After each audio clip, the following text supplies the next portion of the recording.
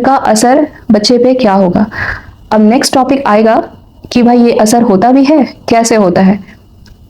Science यहाँ तक पहुंच गया और हम अभी भी इन बातों में लगे हुए हैं कि प्लैनेट्स का असर हमारे ऊपर होगा। बहुत आपने सुना होगा, बहुत सारे लोग इस तरह की बातें करते हैं। बच्चे का जन्म होता है तो पंडित जी कुछ इस तरीके का डायग्राम बना देते हैं, और जब भी आपके लाइफ में कुछ प्रॉब्लम्स आती है या कुछ आप कभी भी दुविधा में रहते हैं तो आप ये ले जाते हैं ज्योतिषी के पास, और वो पढ़ के आपको बताता है कि कुछ कोडेड इन्फॉर्मेशन है, आपकी भविष्यवाणी करता है, और आप समझते हैं कि हाँ ऐसा कुछ इसमें कोडेड इन्फॉर्मेशन होगा। आप नहीं पढ़ सकेंगे, आप नहीं पढ़ पाते हैं, तो पंडित जी या कोई ज्योतिषी पढ़ के आपको समझाएगा या बताएगा कि ऐसा क्या कोडेड इन्फॉर्मेशन इसमें होता है। तो हम जब तक जानेंगे नहीं, समझेंगे नहीं कि एस्ट्रोलॉजी है क्या, हम निष्कर्ष पे पहुंचेंगे कैसे। इतने कॉन्वर्सेशन में रहता है, हीटेड डिबेट में रहता है, कंट्रोवर्सीज में रहता है, और दो पक्ष होते हैं। एक कहता है कि दिस वर्क्स, दूसरा पक्ष कहता है it doesn't work, these are all about to fool people. तो भाई ये है क्या, ये क्या बातें करता है, क्या ग्रह तारे कैसे असर डालते हैं हमारे ऊपर। एस्ट्रोलॉजी को समझने के लिए तो एस्ट्रोनॉमी समझना मस्ट है। कई लोग ये कंफ्यूज कर जाते हैं कि यूरेनस, नेपच्यून, प्लूटो का नाम होगा राहु केतु। जैसा कि मैंने आपको पहले भी कहा था कि ये वीडियोस बनाने का इंटेंशन है आप सभी लोग जो मेरे जैसे हैं, जिनका कोई एस्ट्रोलॉजिकल फैमिली बैकग्राउंड नहीं है, फिर भी क्यूरियोसिटी है जानने का, समझने का कि भाई ये है क्या। एस्ट्रोलॉजी में जैसे कि मैंने पहले भी कहा था कि I will presume that my viewers are just a layman, most of my viewers have no idea about astrology. तो एकदम शुरू से शुरुआत करने की कोशिश करेंगे। बहुत सारे ऐसे फ्रेंड्स हैं जिन्हें एस्ट्रोलॉजी की नॉलेज है, या कुछ ऐसे भी व्यूअर्स होंगे जो एस्ट्रोलॉजर होंगे, तो उन्हें तो सब कुछ पता ही है। पर मेरा इंटेंशन है कुछ नए लोगों को जोड़ने का, कुछ नए लोगों को बताने का कि भाई ये है क्या। हेलो एवरीवन, कैसे हैं आप सब। स्वागत है फिर से आपका मेरे चैनल पर, मेरे पेज पर। तो आज का टॉपिक है, पहले तो बहुत बहुत शुक्रिया आप सभी दर्शकों का, व्यूअर्स का, जिन्होंने मेरे वीडियोस देखे, पसंद किए, लाइक किए और कमेंट किए। जब हम एस्ट्रोलॉजी की बात करते हैं तो मैंने पहले भी अपने वीडियोस में बोला था कि है क्या भाई। हमें जब बच्चे का जन्म होता है तो पंडित जी कुछ इस तरीके का डायग्राम बना देते हैं, और जब भी आपके लाइफ में कुछ प्रॉब्लम्स आती है या कुछ आप कभी भी दुविधा में रहते हैं तो आप ये ले जाते हैं ज्योतिषी के पास, और वो पढ़ के आपको बताता है कि कुछ कोडेड इन्फॉर्मेशन है, आपकी भविष्यवाणी करता है, और आप समझते हैं कि हाँ ऐसा कुछ इसमें कोडेड इन्फॉर्मेशन होगा। आप नहीं पढ़ सकेंगे, आप नहीं पढ़ पाते हैं, तो पंडित जी या कोई ज्योतिषी पढ़ के आपको समझाएगा या बताएगा कि ऐसा क्या कोडेड इन्फॉर्मेशन इसमें होता है। तो ये समझने की कोशिश करते हैं कि ये डायग्राम है क्या। देखिए क्या होता है कि एस्ट्रोनॉमी और एस्ट्रोलॉजी, ये दोनों ही चीजें हमारे यूनिवर्स को स्टडी करने का तरीका है। दोनों के इंटेंशंस अलग होते हैं, पर दोनों ही इस यूनिवर्स को स्टडी करता है। ठीक है, जैसा कि मैंने आपसे पिछले वीडियोस में शेयर किया था कि हमारी बॉडी होती है, तो बायोलॉजी हमारे बॉडी के सिस्टम को, जो ऑर्गन्स हैं, जो आउटर बॉडी है हमारी, जो इंटरनल सिस्टम है, जो हमारे ऑर्गन्स है, इनकी स्टडी करता है। और साइकोलॉजी भी हमारी ही स्टडी करता है। तो हमारे अंदर जो हमारा माइंड है, हमारा साइकिक है, हमारे जो थॉट प्रोसेस है, हमारे जो इमोशन है, उसकी स्टडी साइकोलॉजी करता है। तो यूनिवर्स का जो बॉडी है, जो फिजिकल सिस्टम है, उसकी स्टडी एस्ट्रोनॉमी करता है, जो उसकी फिजिक है। पर जो साइकिक है, यूनिवर्स की जो साइकिक है, उसकी स्टडी एस्ट्रोलॉजी करता है। हालांकि दोनों में से पहले अगर ह्यूमन सिविलाइजेशन में, दोनों में से पहले अगर ह्यूमन माइंड में कुछ आया है और ह्यूमन डिस्कवरी हुई है कि यूनिवर्स की स्टडी करनी है, तो ह्यूमन डिस्कवरी में, ह्यूमन जो थॉट प्रोसेस में जो पहला सब्जेक्ट आया है वो है एस्ट्रोलॉजी का। एस्ट्रोलॉजी को समझने के लिए एस्ट्रोनॉमी समझना तो मस्ट है, तो वहां से एस्ट्रोनॉमी निकला है। जैसे कि ज्योतिष पहले आया है, और ज्योतिष को समझने के लिए खगोलीय घटना की जितनी भी स्टडी की गई, तो वो कंट्रीब्यूशन जाता है खगोल शास्त्र की उत्पत्ति का। वहां से एस्ट्रोनॉमी का जन्म होता है, और फिर एस्ट्रोनॉमी एज अ सब्जेक्ट लोगों ने अलग कैरी कर लिया, एस्ट्रोलॉजी अलग कैरी कर लिया। मोस्टली क्या होता है कि जब हम ग्रंथ पढ़ते हैं तो एस्ट्रोलॉजी को समझने की शुरुआत चार्ट से होती है, जैसे कि मैंने आपको चार्ट इस पे ड्रॉ करके बताया, और सारा उसका कॉन्सेप्ट बुक्स में लिखा होता है। बुक्स में हम पढ़ लेते हैं कि कौन सा प्लैनेट कहाँ है, नहीं है, उसका क्या कॉन्सेप्ट है, क्या योग है, क्या दुर्योग है, और हम अपना प्रेडिक्शन करना शुरू करते हैं। पर उससे पहले चलते हैं, मतलब ये चार्ट कैसे बना वो समझने की कोशिश करते हैं कि यह है चार्ट क्या। तो पहला चार्ट जो मैंने आपको बताया, हमारे नॉर्थ इंडिया में इस तरीके का एस्ट्रोलॉजी का चार्ट होता है, ठीक है, और इसमें प्लैनेट्स के नेम लिखे होते हैं। जो साउथ इंडिया में होता है सेम ही चीज साउथ इंडिया में भी स्टडी की जाती है, पर चार्ट अलग होता है।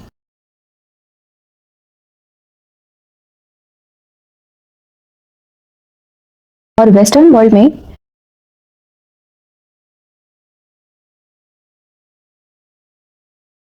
बस ये सर्कल होता है। क्या होता है कि हम जब एस्ट्रोलॉजी की पढ़ाई शुरू करते हैं तो हमें सबसे पहले मिलता है इस तरीके का चार्ट, फिर हम बुक्स खोलते हैं तो समझ में आता है कि ठीक है, ये 12 खाने हैं और 12 खाने इसका क्या मतलब है, इसमें राशियां क्या है, इसके भाव क्या है, इसमें ग्रह क्या है, और हम पढ़ना शुरू कर देते हैं। पर ऐसा क्यों है, चलिए इसको समझने की कोशिश करते हैं। जो हमारा नॉलेज है उसे फिर से रिवाइव करते हैं, फिर से फ्लैशबैक में जाते हैं कि हमने स्कूल में क्या पढ़ा, सोलर सिस्टम है क्या, और एस्ट्रोलॉजी सोलर सिस्टम से कैसे रिलेट करता है। तो देखिए, ये हमारा सोलर सिस्टम का मेन किंग है सन, ठीक है, और जो प्लैनेट्स हैं, यहाँ पे 9 प्लैनेट्स सन के चारों तरफ रिवॉल्व करते हैं।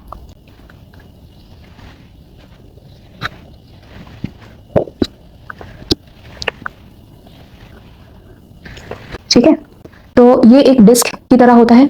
ये सारे जो ऑर्बिट्स हैं अलग अलग प्लैनेट्स के हैं। सबसे नज़दीक होता है वो बुध होता है, मरकरी, फिर शुक्र, वीनस सेकंड ऑर्बिट पे, थर्ड ऑर्बिट पे हमारा अर्थ हो गया, फोर्थ ऑर्बिट पे हमारा मार्स हो गया। अच्छा, फिफ्थ ऑर्बिट पे बहुत ही बड़ा प्लैनेट हमारे सोलर सिस्टम का है, वो है जुपिटर। इसके नेक्स्ट ऑर्बिट पे हमारे शनि भगवान आ जाते हैं, ठीक है। फिर आ जाते हैं हमारे यूरेनस, नेपच्यून एंड प्लूटो। ये हमारा सोलर सिस्टम का एक डायग्राम है। ये सभी प्लैनेट्स एक ही डिस्क पे रहते हैं। इनकी ऑर्बिट्स मोस्टली क्या होता है कि प्लूटो जो है इसकी ऑर्बिट थोड़ा सा टिल्टेड है, मतलब ये कुछ इस तरीके से रिवॉल्व कर जाता है। तो ये हमारा सोलर सिस्टम का सिस्टम है। अच्छा, जो मेन हमारा जो कंट्रोवर्सी होती है कि ज्योतिष में जो ग्रह बताए जाते हैं, वो जो एस्ट्रोनॉमी में प्लैनेट्स बताए जाते हैं, ये अलग अलग क्यों हैं, अलग अलग क्यों साउंड करते हैं, इनके नाम अलग अलग क्यों हैं। क्योंकि एस्ट्रोनॉमी में तो प्लैनेट्स जो हैं वो हैं आपके सामने sun, Venus, Mercury, Earth, Mars, Jupiter, Saturn, Uranus, Neptune and Pluto. पर एस्ट्रोलॉजी के जो ग्रह हैं, ज्योतिष के ग्रह हैं, वो अलग साउंड करते हैं। उसमें है आपका सूर्य, चंद्रमा, मंगल, शुक्र, बुध, बृहस्पति यानी गुरु, शनि महाराज, सैटर्न, राहु, केतु। कई लोग ये कंफ्यूज कर जाते हैं कि यूरेनस, नेपच्यून, प्लूटो का नाम होगा राहु केतु। तो चलिए ये जो डाउट है ये क्लियर करते हैं। एस्ट्रोलॉजी के ग्रह को हम साइड में रखते हैं, ये एस्ट्रोनॉमी के प्लैनेट्स हैं। तो एस्ट्रोनॉमी के प्लैनेट्स तो अभी तक डिस्कवर्ड है प्लूटो तक। प्लूटो को पहले प्लैनेट्स कहा जाता था, अब प्लैनेट्स का जो स्टैंडर्ड है, पैरामीटर्स है, अब वो वहाँ पे फिट नहीं बैठता, ड्वार्फ प्लैनेट है। तो बहुत सारे सेलेस्टियल बॉडी अभी भी डिस्कवर करना बाकी है, जो डिस्कवर हो चुके हैं, और डिस्कवरी चल रही है कि सन के चारों तरफ कितने सेलेस्टियल बॉडी रिवॉल्व करते हैं। प्लैनेट्स के पैरामीटर्स पे ये सारे तो अभी तक फिक्स है। प्लूटो पहले प्लैनेट था, अब प्लैनेट के पैरामीटर से हट चुका है, छोटा है, तो ड्वार्फ प्लैनेट बोला गया। तो एक्चुअली ये मेट्रॉइड्स कहा जा सकता है। एक जायंट रॉक है, मोस्टली इसमें जो मटेरियल है वो बहुत कम है, ज्यादातर इसमें पानी है, आइस है जो जमा हुआ है। तो ये कैटेगरी वाइज इसको शिफ्ट करते रहते हैं कि प्लैनेट है या ड्वार्फ प्लैनेट है। तो ड्वार्फ प्लैनेट और भी हैं जो सन के चारों तरफ रिवॉल्व कर रहे हैं, या कुछ ऐसी भी डिस्कवरी हो सकती है कमिंग ईयर्स में कि कोई और प्लैनेट मिला जो और थोड़ा दूर है, अभी तक हमने खोजा नहीं। एक और प्लैनेट है जो प्लूटो से भी थोड़ा दूर रिवॉल्व करता है, उसको आइरिस कहते हैं। तो ये तो एस्ट्रोनॉमी का सिस्टम है। पर एस्ट्रोलॉजी में जो प्लैनेट्स हैं वो ग्रह नहीं है, क्योंकि पिछले मैंने अपने वीडियोस में बताया था कि ग्रह वो सेलेस्टियल बॉडी है या वो पॉइंट्स है हमारे अर्थ के चारों तरफ जो अर्थ पे ग्रहण का काम करे, लाइट बैरियर का काम करे, एक दूसरे के लाइट को पृथ्वी पे आने में रुकावट पैदा करे, वो ग्रह है। तो इसमें 7 सेलेस्टियल बॉडी ग्रह बनते हैं और 2 पॉइंट्स ग्रह बनते हैं अर्थ के नजदीक, जिस पॉइंट पे आने से ग्रहों की रोशनी को ग्रहण लग जाता है, शैडो क्रिएट हो जाता है अर्थ पे और रोशनी पहुंच नहीं पाती, तो वो ग्रह बन जाते हैं। तो वो है जो एस्ट्रोलॉजी में ग्रह हैं, वो है सूर्य और मरकरी, बुध, वीनस, शुक्र, अर्थ। अर्थ एस्ट्रोलॉजी में ग्रह नहीं है, क्योंकि हम खुद ही अर्थ पे हैं। तो अर्थ अपने ही ऊपर क्या शैडो क्रिएट करेगा, तो अर्थ खुद अपने लिए तो ग्रह नहीं है। फिर आ जाता है मार्स, मंगलदेव है, बृहस्पति, जुपिटर है, सैटर्न है, और यूरेनस, नेपच्यून, प्लूटो को आउट रखा गया है, क्योंकि ये इतने दूर हो जाते हैं कि अर्थ से इनका डिस्टेंस इतना दूर है कि समझ लीजिए कि ये अर्थ है, तो ये इतने छोटे से पॉइंट है यूरेनस, नेपच्यून, प्लूटो, कि ग्रह का रोल नहीं क्रिएट कर पाते, एक दूसरे की लाइट को ये लाइट बैरियर का रोल नहीं निभा पाते हैं, तो इन्हें ग्रह की कैटेगरी से बाहर रखा गया है। तो इस तरीके से तो अभी कितने सारे सेलेस्टियल बॉडी मिलेंगे, तो सभी तो ग्रह की कैटेगरी में नहीं आ सकते ना। जो मेजर है वो शनि भगवान है, और ये शनि भगवान तक ही ग्रह है, क्योंकि पृथ्वी से ये सभी जो सेलेस्टियल बॉडी हो गए, सूर्य से लेकर शनि भगवान तक, इनका मास कंसिडरेबली इतना बड़ा हो जाता है कि जब ये एक दूसरे के सामने आते हैं तो एक दूसरे के लाइट को पृथ्वी पे आने में रुकावट क्रिएट करते हैं, ग्रहण क्रिएट करते हैं। ग्रहण मतलब लाइट को आने में रुकावट, तो वो ग्रह हो जाते हैं। और इनका साइज इतना बड़ा है, पृथ्वी से इनके साइज को कंसिडर किया जा सकता है, देखा जा सकता है। सैटर्न के बाद जितने सेलेस्टियल बॉडी हैं इतने छोटे हो जाते हैं कि छोटे छोटे टिमटिमाते तारे के तौर पे नजर आते हैं, तो लाइट बैरियर तो वो नहीं हो पाते, इसलिए ग्रह की कैटेगरी से ये सभी एस्ट्रोलॉजी में, ज्योतिष में आउट है। तो क्या होता है कि शनि भगवान तक हमारे ग्रह हैं, और बाद में जितने सेलेस्टियल बॉडी हैं, चाहे वो सोलर सिस्टम के हों, सन को इवॉल्व कर रहे हैं, या सोलर सिस्टम से बाहर हो, क्योंकि प्लूटो के बाद एक जोन आता है क्यूपर बेल्ट, उसमें भी बहुत सारे मेट्रॉइड्स हैं, मेट्योर्स हैं, रॉक्स हैं, और उसके बाद और भी तारे हैं हमारे गैलेक्सी में। तो ये सब कॉन्स्टेलेशन का पार्ट है, नक्षत्र का पार्ट है, ठीक है। तो ग्रह ये हो गए। और अब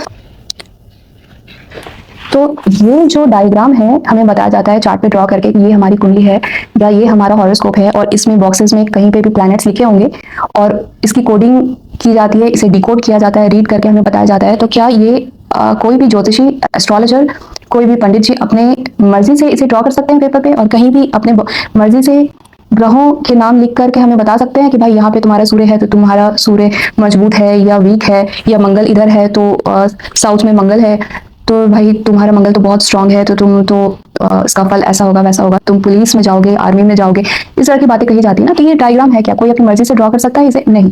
क्या होता है कि ये जो डायग्राम है वो इस स्काई का स्क्रीनशॉट है। जब इस अर्थ पे बच्चा पैदा होता है तो उस समय स्काई का, हमारे सोलर सिस्टम का क्या पोजीशन है, कौन से प्लैनेट कहाँ पे हैं, उसका स्क्रीनशॉट, अभी तो स्क्रीनशॉट मोबाइल से हम ले लेते हैं, पर इसका स्क्रीनशॉट लेना तो पॉसिबल नहीं है। पंचांग द्वारा गणना करके एक स्क्रीनशॉट निकाला जाता है कि भाई अर्थ से कितने डिग्री पे कहाँ कहाँ प्लैनेट्स हैं। तो ये चार्ट को समझने की कोशिश करते हैं। ये हमारा प्लैनेट, ये अर्थ हो गया। अर्थ का जो चारों तरफ जो सिस्टम है ना, जो एक सर्कमफेरेंस है 360 डिग्री का, यूनिवर्स गोल है, तो गोल चीजों को, किसी भी सर्कल को रीड करने का जो फॉर्मूला है वो है डिग्रीज पे। सर्कल का जो टोटल डिग्री होता है वो 360 डिग्री का होता है।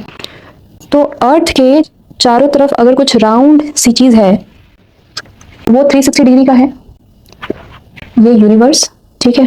अर्थ को हम सेंटर में रखते हैं इस चार्ट में, यहाँ पे, इस चार्ट में यहाँ पे, क्योंकि हम, क्या होता है कि सोलर सिस्टम में, चलिए समझते हैं, हम मानते हैं कि सन बीच में है, और ये सभी चीजें सन के चारों तरफ रिवॉल्व कर रही हैं, सारे प्लैनेट्स सन के चारों तरफ रिवॉल्व कर रहे हैं। पर हम एस्ट्रोनॉमी नहीं पढ़ रहे हैं ना, हमारा इंटेंशन तो एस्ट्रोलॉजी पढ़ने का है।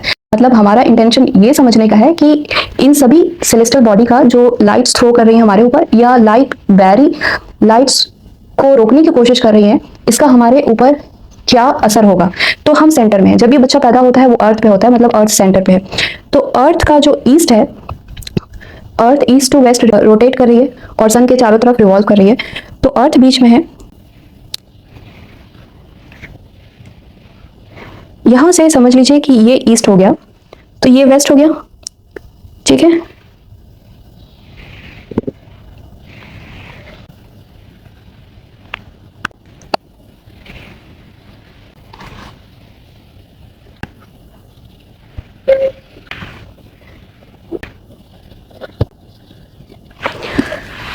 तो अर्थ के चारों तरफ हमने 12 सेक्शन बनाए।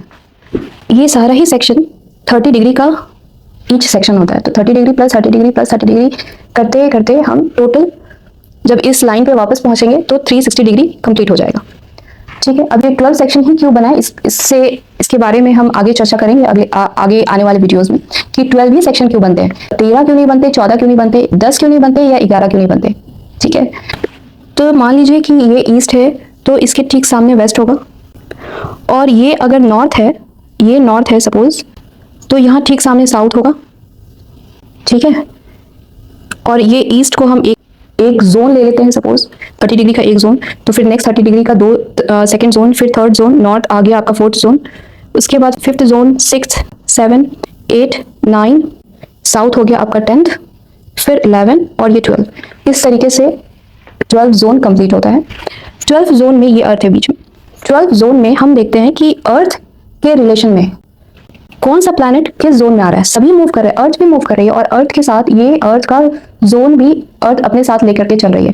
तो मूवमेंट के दौरान कौन सा प्लैनेट किस जोन में गया, अर्थ के टाइम पे उस प्लैनेट को उस जोन में लिख दिया जाता है। तो यहाँ से हमें दिख रहा है कि सपोज अगर हम ये ईस्ट माने तो सूर्य हमने कुछ ज़्यादा ही बड़ा यहाँ पे मैंने ड्रॉ कर दिया है, छोटा सा सूर्य ड्रॉ करेंगे, ठीक है। तो ये जहाँ 11 लिखा है, 11th जोन में हमारा सूर्य आ रहा है। मरकरी हमारा 12th जोन में आ रहा है। 1st जोन खाली है, 2nd खाली है, 3rd खाली है। 4th जोन में जुपिटर आ रहा है। 5th जोन खाली है। 6th जोन भी खाली है क्योंकि हम यूरेनस, नेपच्यून, प्लूटो को तो नहीं लेंगे। 7th जोन में शनि भगवान है। 8 खाली है। 9th में मार्स है। 10th खाली है। तो इस तरीके से सभी जोन में कहाँ कहाँ कौन से प्लैनेट है ये हमने नोट कर लिया। अगर आप वेस्टर्न वर्ल्ड में देखेंगे तो जो हॉरोस्कोप का पिक्चर होगा वो ऐसा ही होगा। एक सर्कल में इस तरीके के लाइंस खींची होंगी और प्लैनेट्स कहाँ कहाँ हैं उस जोन में यानी उस बॉक्स में लिख दिया जाता है। पर ट्रेडिशनली शुरुआत से ही इंडिया में क्या होता है कि इस तरीके का डायग्राम बनाया जाता है कन्वीनियंस के लिए। अर्थ यहाँ बीच में है। तो ये जो बॉक्स है ये ईस्ट है, मतलब ये पहला जोन है। ये जो ईस्ट का जो पहला जोन है ये हो गया। तो सपोज आप समझ लीजिए कि ये है आपका पहला जोन हो गया, ये दूसरा हो गया, ये तीसरा हो गया, ये चौथा, 5th, 6th, 7th, 8, 9, 10, 11, 12। मतलब ये समझ लीजिए कि कुछ इस तरीके से हो गया। ईस्ट को आपने ऐसे बना दिया और वेस्ट को आपने ऐसे बना दिया। तो ये कुछ चला गया ऐसे, इस तरीके से। अगर आप, ये बहुत ही कॉम्प्लिकेटेड अभी दिख रहा है, लेकिन अगर आप शुरू से अगर इसको देख रहे होंगे तो आप कैच कर पाएंगे कि ये जोन कैसे बना। और ये सर्कल को हम जब स्क्वायर करते हैं, सर्कल को स्क्वायर कर दिया जाता है इंडिया में। मैंने डबल लाइन खींचा है ताकि ये थोड़ा सा इसका विड्थ थिक हो जाए और हमें समझ में आए कि हम किस चीज़ की बात कर रहे हैं। तो इस सर्कल को स्क्वायर कर दिया जाता है और फर्स्ट जोन से लेके पहले इस तरह का स्क्वायर के अंदर एक स्क्वायर बनाया जाता है। तो ये आपका फर्स्ट जोन हो गया, ये 12th हो गया, ये 11th हो गया, ये 10th हो गया, ये 9th हो गया, 8 हो गया, 7, 5th, 6th सब ऐसे हो जाते हैं। और सभी जो बॉक्सेस हैं सभी 30 डिग्रीज के होते हैं, ठीक है। तो ये इतना ही अंतर है। ये मैंने समझाने की कोशिश की कि ये जो हॉरोस्कोप का चार्ट जो स्क्वायर दिखता है ये एक्चुअली में स्काई है, जिसमें अलग अलग सेक्शन 30 डिग्रीज के जोन हैं। 12 जोन होते हैं। 12 जोन को हॉरोस्कोप में 12 पार्ट्स में बताया जाता है। और जो प्लैनेट्स अर्थ के कंपैरिजन में, अर्थ के हिसाब से, अर्थ से देखा जाता है कि कितने डिग्रीज पे है, किस जोन में आ रहे हैं। 360 डिग्रीज में प्लैनेट्स किस जोन में आ रहे हैं उसको वहां डाला जाता है। यहाँ पे हमें एस्ट्रोनॉमी से कोई मतलब नहीं है कि हम चारों तरफ घूम रहे हैं सन के, तो हम ऐसा कैसे कर सकते हैं। हम ऐसा कर सकते हैं क्योंकि ये एस्ट्रोलॉजी है, हमें पढ़ना है। हमें एस्ट्रोनॉमी नहीं पढ़ना, हमें एस्ट्रोलॉजी भी पढ़ना है। एस्ट्रोलॉजी का इंटेंशन सिर्फ इतना ही है कि पृथ्वी के ऊपर, और पृथ्वी पे जब बच्चा जन्म लेता है तो उसके जन्म के समय में प्लैनेट्स पृथ्वी से कितने एंगल्स पे हैं, ताकि हम समझ सके कि इनका असर बच्चे पे क्या होगा। अब नेक्स्ट टॉपिक आएगा कि भाई ये असर होता भी है, कैसे होता है। साइंस यहाँ तक पहुंच गया और हम अभी भी इन बातों में लगे हुए हैं कि प्लैनेट्स का असर हमारे ऊपर होगा। बहुत आपने सुना होगा, बहुत सारे लोग इस तरह की बातें करते हैं, अपने आप को ज़्यादा ही सुपीरियर बताने शायद कन्वे करना चाहते हो, या फिर सही में उन्हें पता नहीं है। आपने सुना होगा बहुत सारे लोग ऐसा कहते हैं। अब ये अनअवेयरनेस की वजह से कहते हैं या सुप्योरिटी कॉम्प्लेक्स की वजह से कहते हैं कि साइंस यहाँ तक पहुँच गया और हम इन बातों में लगे हैं कि प्लैनेट्स का इफेक्ट हमारे ऊपर होता भी है कि नहीं होता, कैसे होता है। हम जो करना चाहेंगे वही होगा, प्लैनेट्स का इसमें क्या लेना देना। तो ये हम कमिंग वीडियोस में इसकी बात करेंगे।